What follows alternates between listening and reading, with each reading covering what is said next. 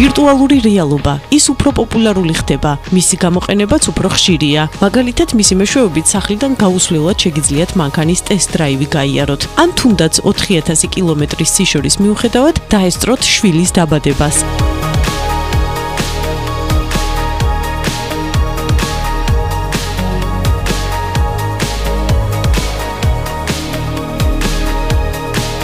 სწორედ ასე მოიქცა ჯეისონი, რომელსაც სამსახურეობრივი მოვალეობის გამო არ შეეძლო დასწრებოდა შვილის დაბადებას. და სიამოვნებით მიიღო Samsung-ის შემოთავაზება ვირტუალური რეალობის გამოყენებაზე.